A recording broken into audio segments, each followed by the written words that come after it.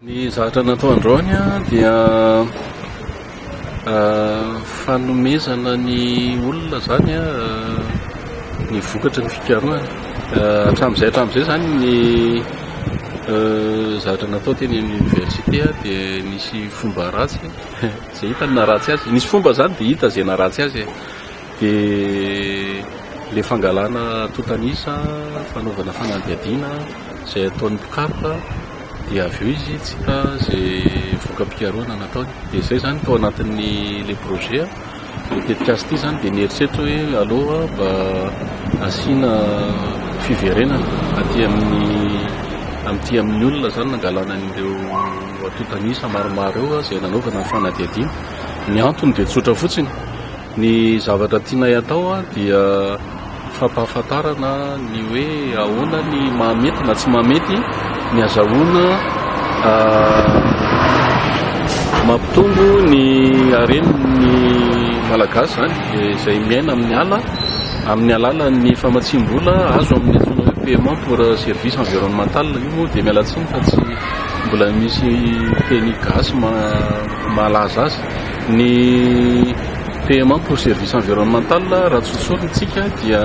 ny zava-mananany rehetra zany, ny zava-maniry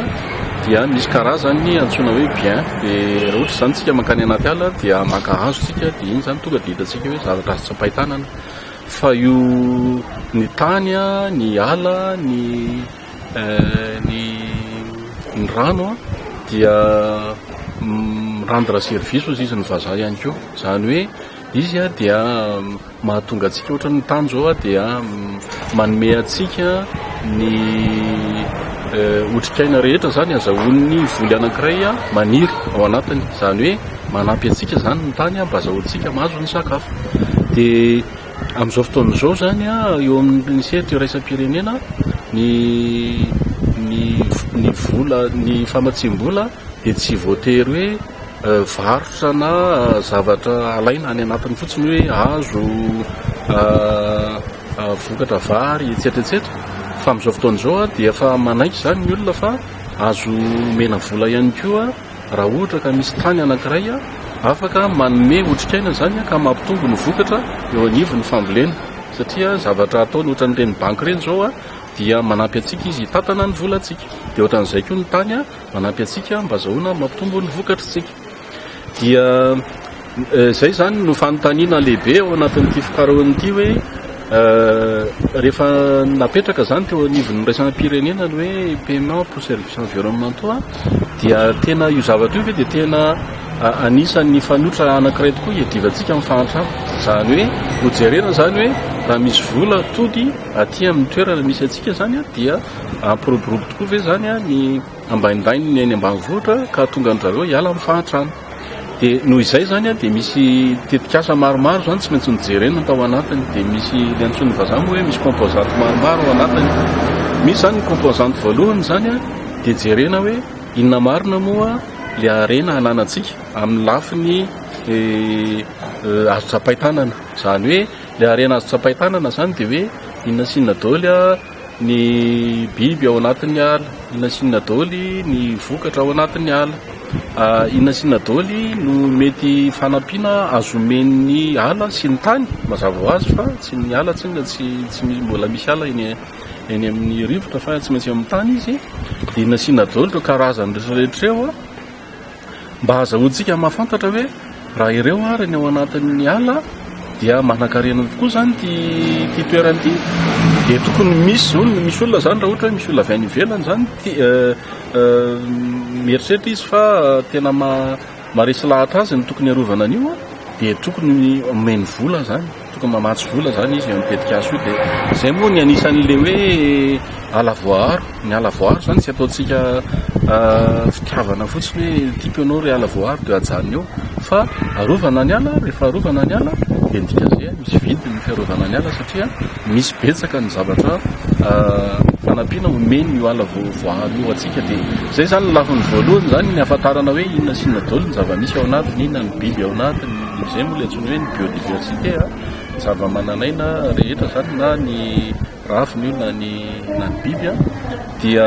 rehefa hita izay rehetrarehetra izay dia afaka mahafantatra zany tsika hoe rehefa manan-karena be zany zany io zavatra io dia tokony azo ampitomboana zany amin'ny olona ny velany zany hoe mba ampitombo ary ny vidin'izy io satria hitanareo fa manan-karena io dia tokony arakarak'izay arenany ao anatiny. Dia ny faharoa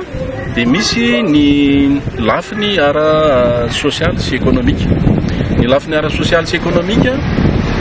dia ny fikarohana dia ny fototra amin'ny hoe ahoana marina moa ny tena fiainany olombelona ny olona zany miaina amin'ireo ala voaro ireo. Ireo olona ireo ve fidinao anazy no manapaka ala raha ohatra ka manana zavatra hafa izy tokony tsy ataony. Dia noho izay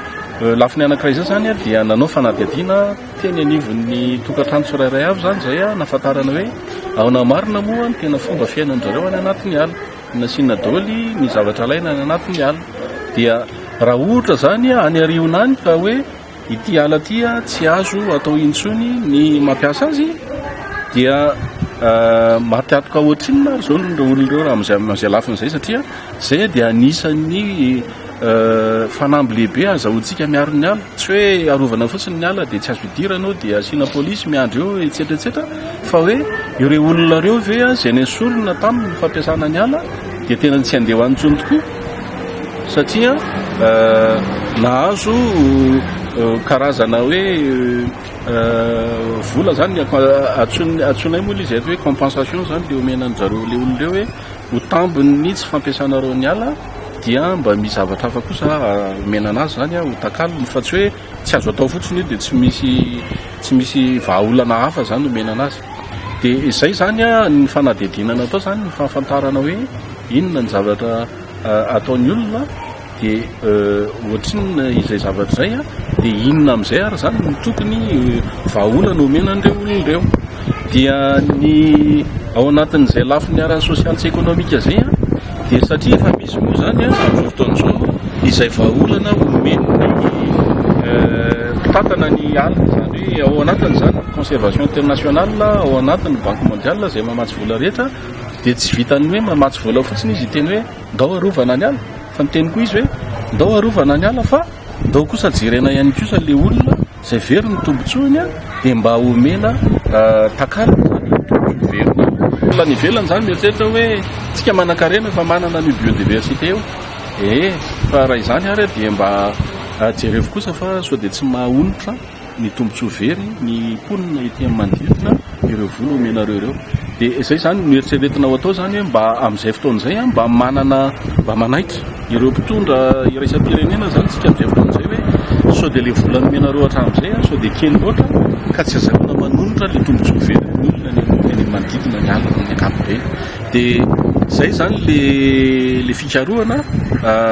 ny fangalana ny atotanisana efa vita fa ny fanambarana anazy rehetra mba azahoana mijery hoe inona marina raha zany ny tokony atao ahoana ny fomba anarana an'ireo mpitondra iraisam-pirenena ireo sy ny mpitondra eto amin'ny firenena ihany koa mba azahoana mampitombo an'ireo na hoe ahoana ny fomba izarana amin'ny rariny ny tombontsoa zany zay azo amin'le hoe le fanonerana le tombontsoa tsy azo io dia iny mbola mitohy iny fa mbola tsy tapotra mola izy fa mbola vao karazany hoe fampahafantarana fotsiny zany amin'le olona manodidina ety zany hoe niarany azy tsika nanao fangalana le atotanisy izahay dia ankehitriny zany zay dia miteny aminareo hoe reto ny zavatra hitanay dia ahoana ny fijerinareo amin'ireo zavatra io ihany koa sao dia misy diso koa fijerinay dia amin'izay fotoan'izay zany mba mahazo zany le fanamarina avy amin'le olona manodidina zany hoe mety zay arak'izay tokoa ny tokony izy dia rehefa vita zay dia manao an'le torohevitra amin'izay zany zay rehefa avy eo azahoanay manaitra ny mpitondra amin'ny ankapobeny. Izay zany dia tsy fikarohana zany ny tena nataonay fa mba hoe fikarohana mba tena mandeha any amin'ny fanovana zavatra zany ety amin'ny fotony.